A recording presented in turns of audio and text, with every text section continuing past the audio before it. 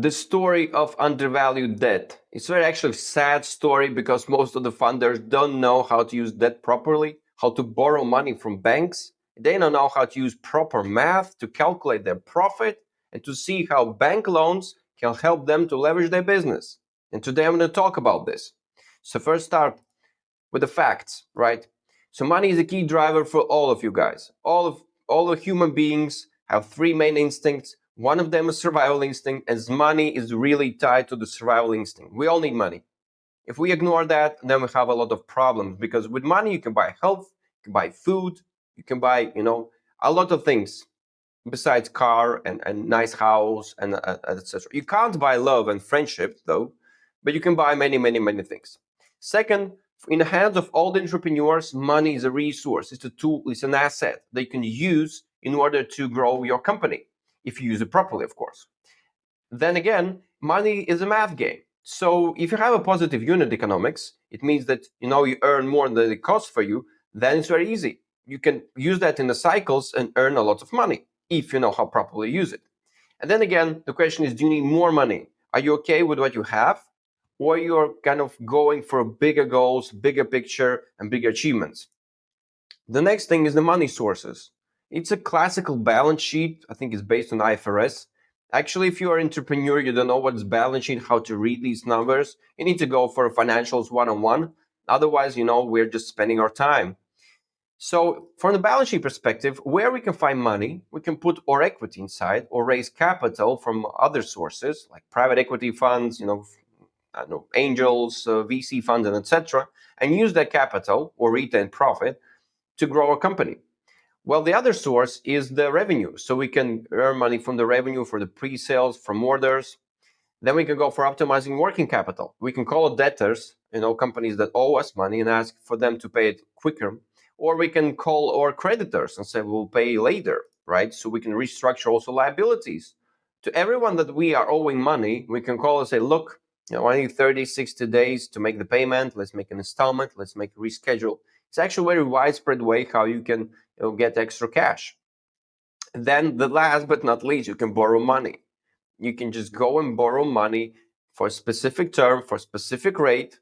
It can be bonds, it can be loans, it can be any type of financial instrument, and then pay back and use that money to grow. So the question is how and where to borrow money.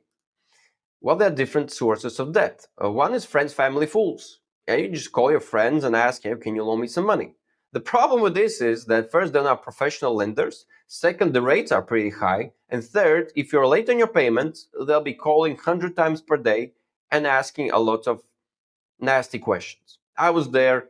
It's not very good. Not receiving many WhatsApp messages and emails and calls saying where you can, especially if they're friends. So the next, you go for local banks and non-bank alternative lenders and ask for them to lend the money. This is classics. I would go there first. Then you go for local government types. Depending on the country where you live, most probably there are some government-backed, financial institutions that help lend money to the enterprises, to small, medium-sized companies.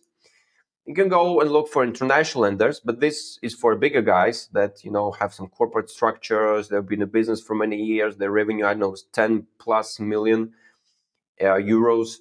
So then you can apply and for these loan facilities. Then you can go for European structured funds, European Investment Bank, Nordic Investment Bank, EBRD, and other strange acronyms and names.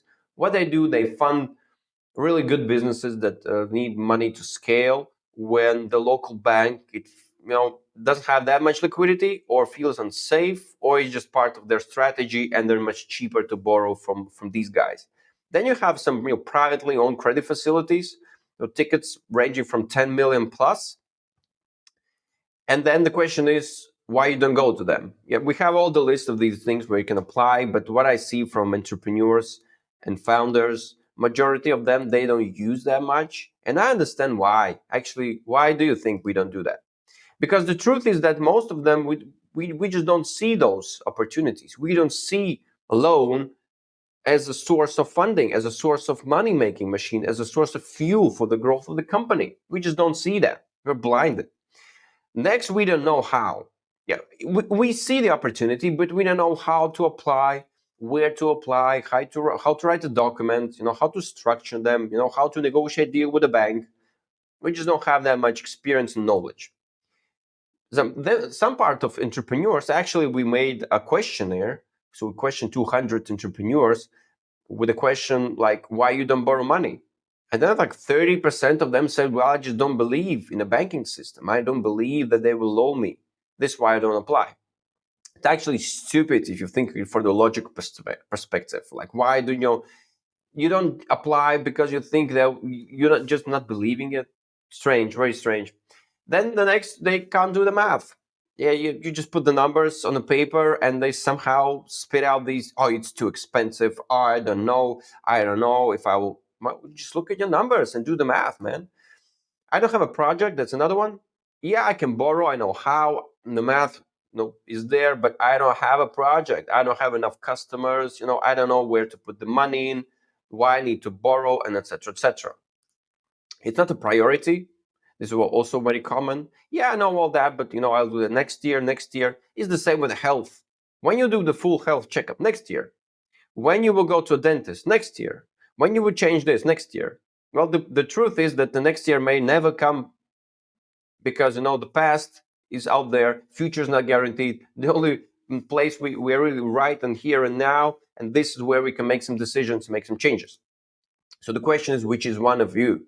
You can write in comments if you're brave enough. If not, just think to yourself, which one of are you? Then we are all facing this because banks are rejecting. This is a business model.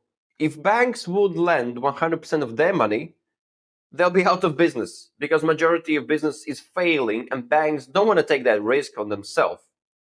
Entrepreneurs are the first ones to take the risk.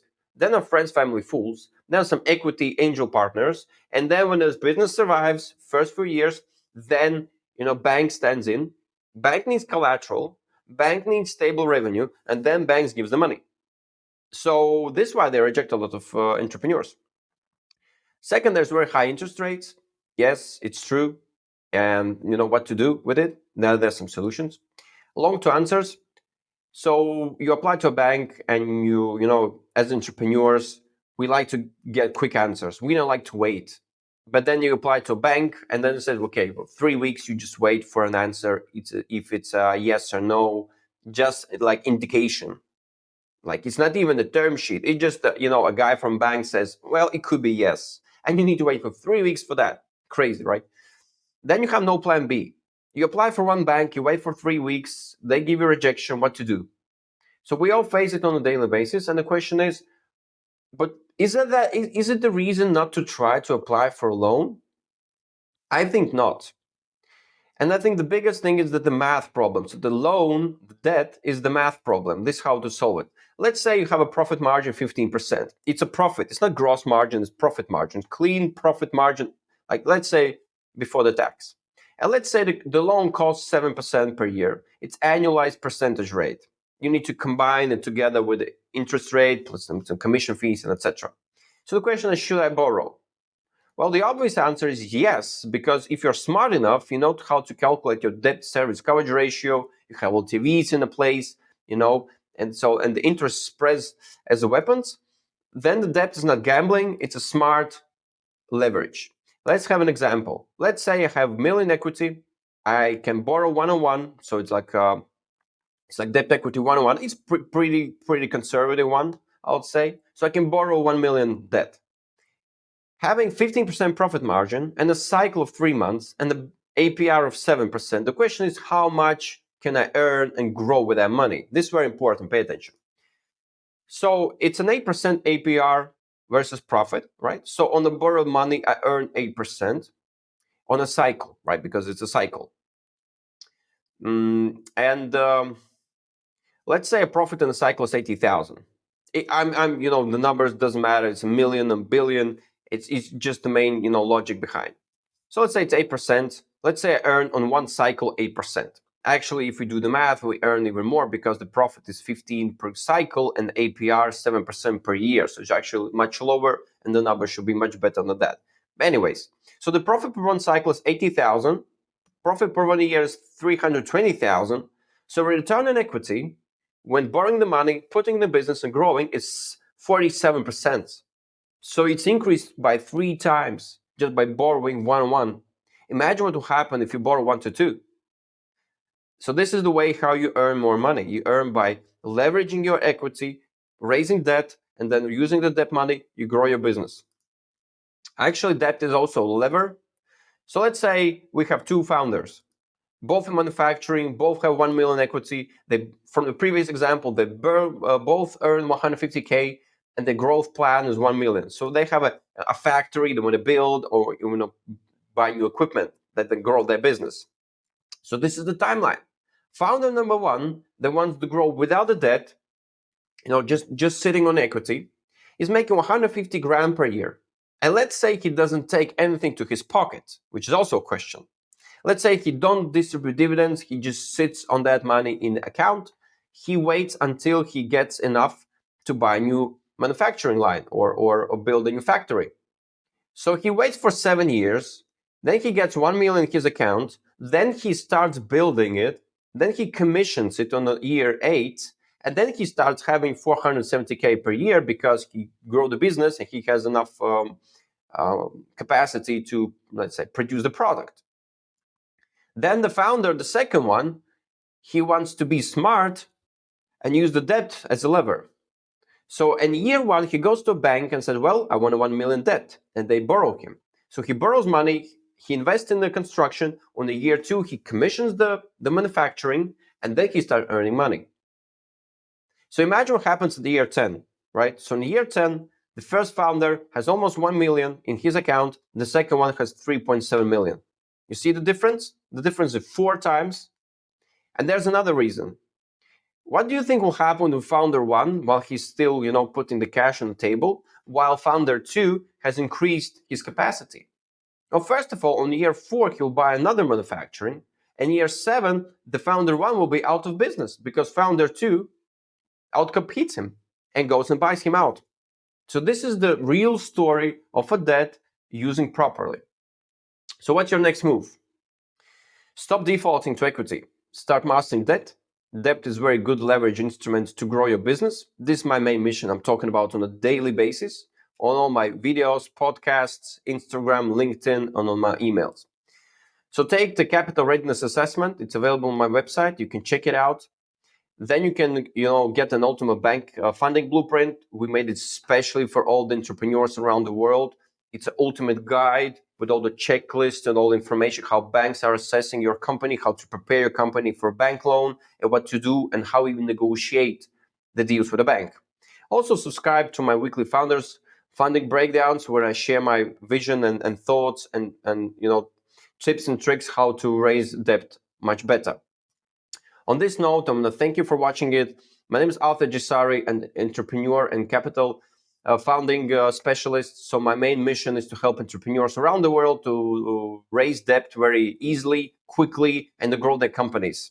So if you like what I'm doing, press like, subscribe, and see all my other channels and my social media.